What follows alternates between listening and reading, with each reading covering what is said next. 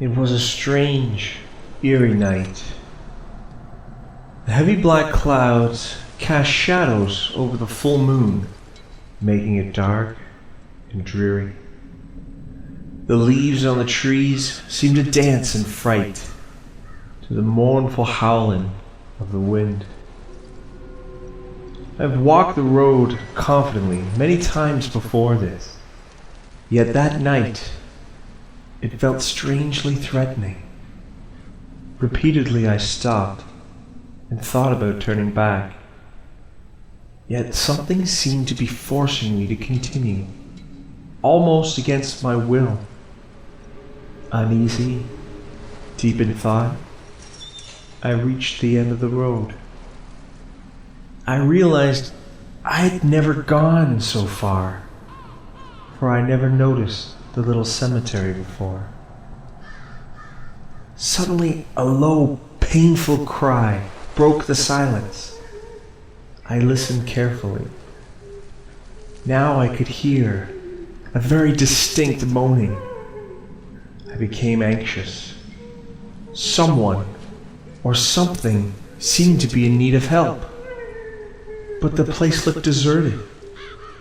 I wanted to run and search for the source of that awful sound, but my feet seemed to be planted in that spot. I tried to call out, but no sound came to my lips. I felt awfully helpless, frustrated, more terribly alone than I'd ever felt in my life before or since. All at once there was a great cracking sound. The earth seemed to tremble beneath me as the sky roared in angry clasps of thunder. In the bursts of lightning I could see the old grave slowly open, and ghastly creatures appeared everywhere. As they emerged, the awful mourning became louder and louder, almost deafening. I know I should turn and run, but I was so hypnotized by the scene before me, I was unable to move. The phantoms began to parade around the cemetery as if some big party. The lightning, now flashing occasionally, added an almost gay atmosphere to the somber night. From the echoing all around me, the dreadful noises from the horrible creatures chilled me to the very center of my being. The sights before me were like nothing I had ever seen before. A cat-like creature, unreal it seemed, eyes clear and shiny, hissed viciously at the hooded figure that wore rattling lengths of a bit crusty chains. Everywhere I looked, the scenes filled me with fear. In one corner of the graveyard, a choir of skeletons screeched in eerie tune, the likes to the sound of an untuned organ. Why they scream like that, I'll never know. Ghosts of every conceivable color and shape floated around the graveyard. All of a sudden, the frightening scene was disrupted by a blood-curdling scream. Some of the zombie-like creatures rushed towards me, howling and growling dreadfully. Others hurriedly moved towards the graves, scrambling to get back inside. I turned to run, but something or someone grabbed my foot. I tripped and fell, feeling that I was surely lost to these devilish creatures who surrounded me now. I struggled to free myself, knowing it was useless. I screamed, hoping against hope that someone would hear me and come to my aid. They danced around me, laughing loudly in divine, vicious manner. Wanting to survive, I began to struggle, and finally, I felt my foot become free. As I scrambled to get up, I felt a sharp, stinging pain in my left arm.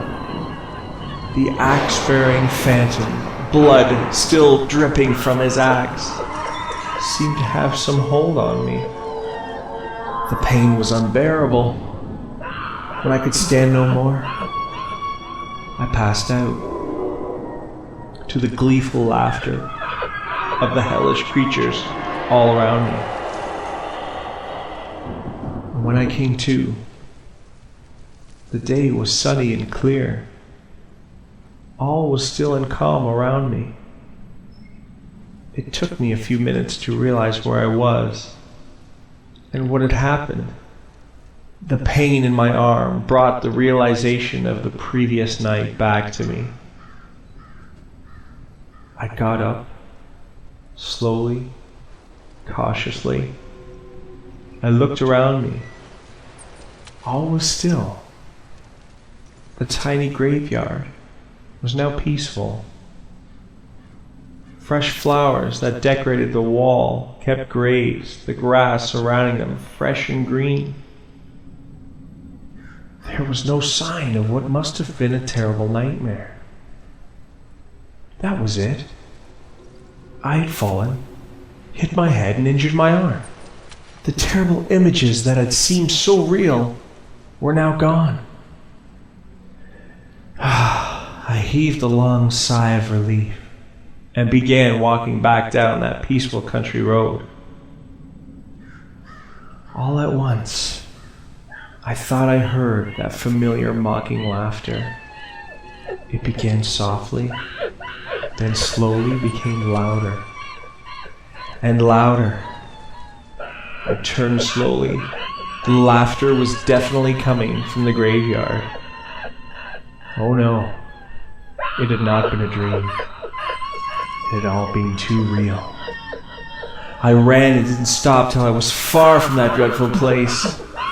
Still, I could hear the laughter, distant, growing fainter and fainter with every weary step.